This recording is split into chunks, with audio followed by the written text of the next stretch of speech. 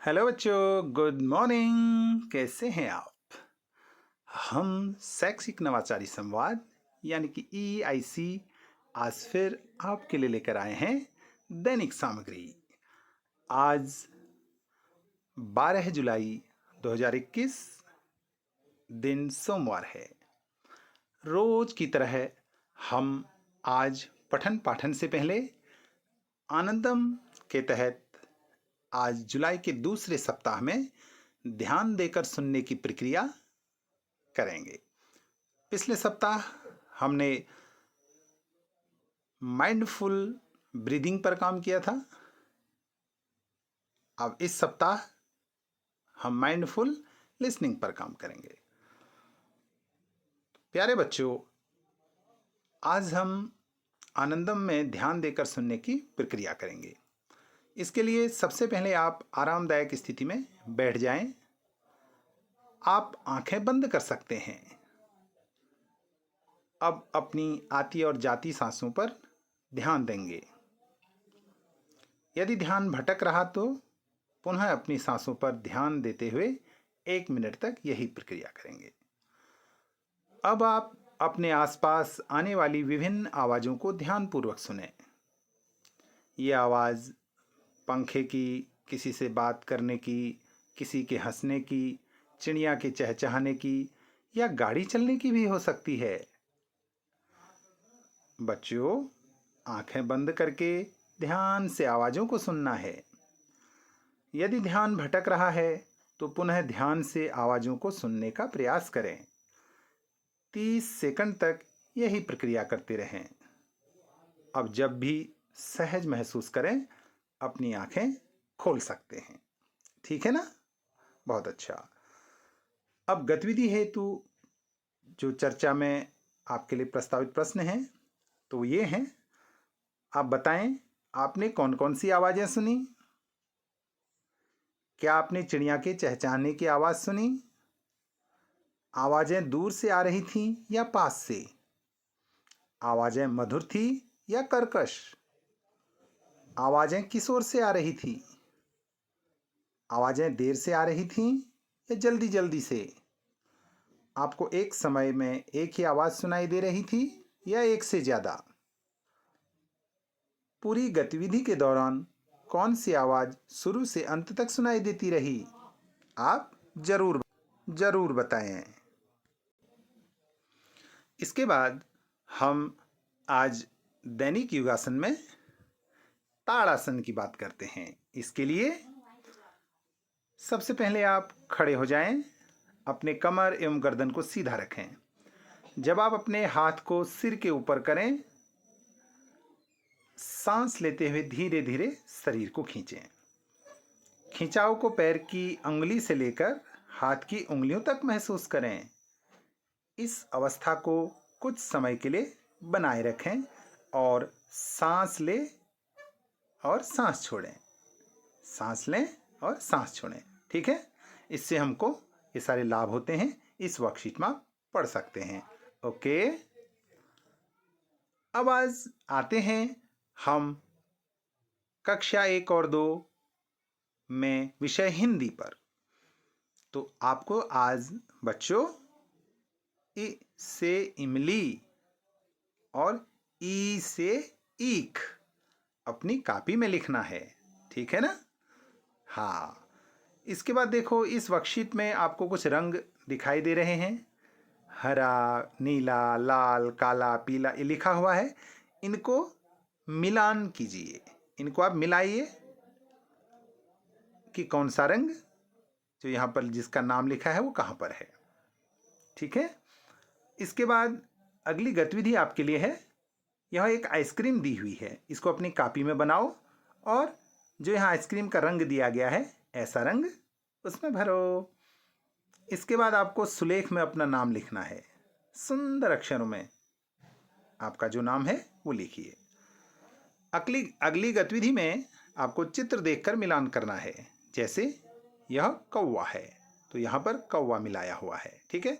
इसी प्रकार आप देखो, पौधा कहाँ है, लौकी कहाँ है, औरत कहाँ है, तौलिया कहाँ है, या ये चित्र जो हैं ये कहाँ लिखे हुए हैं। ठीक है?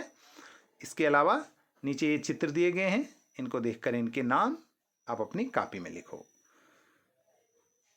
अगली गतिविधि में आपको ये शब्द पढ़ने हैं। गाजर, तितली, किताब, इनको अपनी कॉपी में लिखो।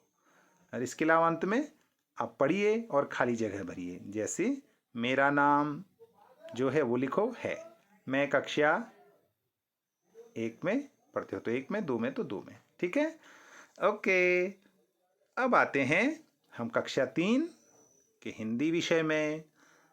आज हम आपको एक कविता सुनाएंगे, उसका नाम है कक्कू। नाम है उसका कक्कू, कक्कू माने कोयल होता, लेकिन यह तो दिन भर रोता, इसीलिए हम इसको चिढ़ाते, नाम है इसका सक्कू, कहते इसको कक्कू। कोयल माने मिस्री जैसी, मीठी जिसकी बोली, वह जाता भड़क करो जब इससे तनिक ठिठोली, इसीलिए तो कभी कभी हम कहते इसको भक्कू, नाम है उसका कक्कू। कक्कू वह जो गाना गाए, बात बात में जो चिढ़ जाए, रहता मुंह को सदा फुलाए, गाना जिसको जरा न आए, ऐसे झगड़ालू को अब से क्यों न कहें हम झक्कू, नाम है उसका कक्कू। तो ठीक है बच्चों, ये इस अभ्यास कार्य में आपको इसके संबंधित शब्द अर्थ दिए गए हैं, इनको पढ़ना और यहाँ पर प्रश्न दिए गए हैं, इनके उत्तर अपनी कॉपी में लिखना। ओके, अब आते हैं कक्षा 4 में मन के भोले भाले बादल। ये आपको मन के भोले बादल कविता है, इससे संबंधित प्रश्न नीचे दिए गए हैं, इनको आप कविता को पढ़कर अपनी कॉपी में इनके उत्तर लिखोगे। ठीक है ना, ओके। झब्बर झब्बर बालों वाले, गुब्बारों से गालों वाले, लगे दौड़ने आसमान में झूम झूम कर काले बादल, कुछ जोकर से तौंद फुलाए, कुछ हाथी से सूंड उठाए, कुछ ऊंटों से कुबड़ वाले, कुछ परियों से पंख लगाए, आपस में टकराते रह शेरों से मत वाले बादल, कुछ तो लगते हैं तूफानी, कुछ रह करते शैतानी, कुछ अपने थैलों से चुपके झरझर झर बरसाते पानी, नहीं किसी की सुनते कुछ भी, ढोलक ढोल बजाते बादल, रह कर छत पर आ जाते, फिर चुपके ऊपर उड़ जाते, कभी कभी जिद्दी बन करके बाढ़ नदी नालों में लाते, फिर भी लगते बहुत भले हैं मन के भोले भाले बादल। आप इसको बार बार सुनना और याद करना। अब कक्षा 5 में आज हिंदी में राह की रस्सी है बच्चों।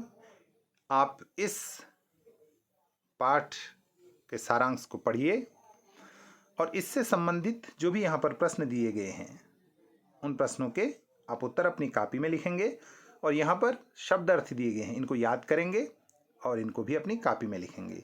इसके अलावा व्याकरण में आज हम आते हैं वाक्य किसे कहते हैं। तो 2 या 2 से अधिक शब्दों के ऐसे मेल को वाक्य कहते हैं जिनके पूर्ण अर्थ समझ में आए। जैसे भारत हमारी मातृभूमि है, यह वाक्य 4 शब्दों का समूह है। इन 4 शब्दों के समूह से पूरी बात समझ आ जाती है, इसलिए यह वाक्य है। ओके, अब आते हैं हम कक्षा 6 में। ठीक है, तो बच्चों कक्षा 6 में आज पाठ 1 में वह चिड़िया जो, ठीक है, यह कविता है, इसमें ये शब्दार्थ दिए गए हैं और इस कविता में हमको व्याख्या के लिए यहाँ पर लिखा गया है, इसको आप पढ़ेंगे। ये अलग अलग यहाँ पर स्टैंजा दिए गए हैं, पहला, दूसरा और तीसरा, इन सभी के शब्दार्थ भी दिए गए हैं और इनकी व्याख्या, इनका अर्थ भी इस वर्कशीट में लिखा गया है। तो आप इसको देखेंगे और इसके बाद जो अभ्यास कार्य है, इन प्रश्नों के उत्तर अपनी कॉपी में लिखेंगे। ठीक है ना, और ये कविता को जरूर याद करना। अब आते हैं हम कक्षा 8 में जो हमारा पाठ है एक ध्वनि। यह सूर्यकांत त्रिपाठी निराला की एक बहुत ही सुंदर रचना है। इसको आप ध्यान से पढ़ेंगे और इसके शब्दार्थ यहाँ पर लिखे गए हैं और इसके अलावा इसमें अभ्यास कार्य आपको दिया गया है। इसको पढ़कर आप इन प्रश्नों के उत्तर अपनी कॉपी में नोट करेंगे। ठीक है, अब आते हैं कक्षा 7। कक्षा 7 में हम देखेंगे कि आज हम वाक्य पर बात करेंगे, वाक्य विचार। तो शब्दों के सार्थक समूह को वाक्य कहते हैं। वाक्य के 2 अंग होते हैं, कौन कौन? उद्देश्य और विधेय, इंग्लिश में जिसको सब्जेक्ट और प्रीडिकेट कहते हैं। ठीक है, तो हम बात करते हैं उद्देश्य की। तो वाक्य में जिसके बारे में कुछ कहा जाता है उसे उद्देश्य कहते हैं। जैसे मीरा गाना गा रही है, यहाँ मीरा के बारे में कहा गया है कि गाना कौन गा रहा है? मीरा। मेरा छोटा भाई लखनऊ में पढ़ता है, लखनऊ में कौन पढ़ता है? मेरा छोटा भाई। दिल्ली भारत की राजधानी है, भारत की राजधानी का नाम क्या है? दिल्ली। तो इसलिए यह उद्देश्य हुआ। बच्चे मैदान में खेल रहे हैं, मैदान में कौन खेल रहे हैं? बच्चे। ठीक है, ये सारे उद्देश्य हुए। अब आते हैं विधेय। उद्देश्य के बारे में जो कहा जाता है उसे विधेय कहते हैं। जैसे मीरा गाना गा रही है, अब मीरा यहाँ उद्देश्य होगी और गाना गा रही है यह विधेय हो गया। इसी प्रकार दिल्ली उद्देश्य, भारत की राजधानी है, विधेय। वीर अभिमन्यु उद्देश्य हो गया, चक्रव्यूह के युद्ध में मारा गया, ये विधेय हो गया। किसान उद्देश्य हो गया, खेत में हल चला रहा है, विधेय हो गया। ठीक है ना। अभ्यास कार्य, ये आपके लिए अभ्यास कार्य है। ये वाक्य दिए गए हैं, आप इनमें उद्देश्य और विधेय ढूंढकर अपनी कॉपी में नोट कीजिए। ओके, अब आते हैं हम आज नैतिक शिक्षा पर। आज की हमारी कहानी है नीले सियार की कहानी। तो बच्चों, ये बहुत ही मज़ेदार कहानी है।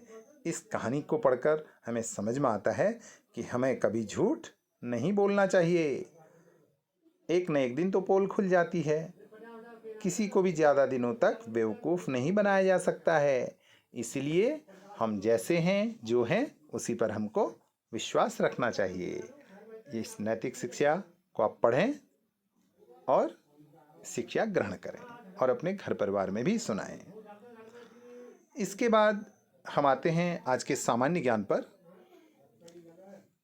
तो बच्चों, उत्तराखंड राज्य का राजकीय वृक्ष है, क्या है? बुरांस। उत्तराखंड में उच्च न्यायालय कहाँ स्थित है? नैनीताल में। किस मेले को उत्तराखंड में बग्वाल नाम से जाना जाता है? हाँ, देवीधुरा मेले को। उत्तराखंड से प्रथम भारत रत्न प्राप्तकर्ता व्यक्ति कौन है? गोविंद वल्लभ पंत। शाबाश। प्रसिद्ध गुरुद्वारा नानक मत्ता कहाँ स्थित है?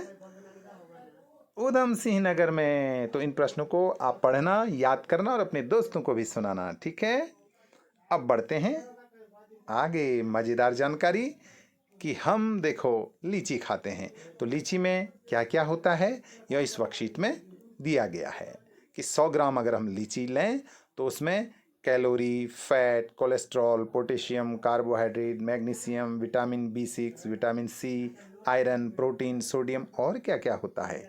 ठीक है ना, ये हमको जानकारी प्राप्त होगी। अब अभ्यास प्रश्न है कि हमें लीची से कितने कैलोरी ऊर्जा मिलती है, कौन कौन से खनिज पदार्थ पाए जाते हैं, कितने प्रतिशत विटामिन पाया जाता है, कितना प्रोटीन पाया जाता है, कितना कार्बोहाइड्रेट पाया जाता है, ये आप याद करेंगे। ओके, तो आज के लिए इतना ही। आप सभी का टीम EIC की ओर से बहुत बहुत धन्यवाद। Thank you so much. Have a nice day.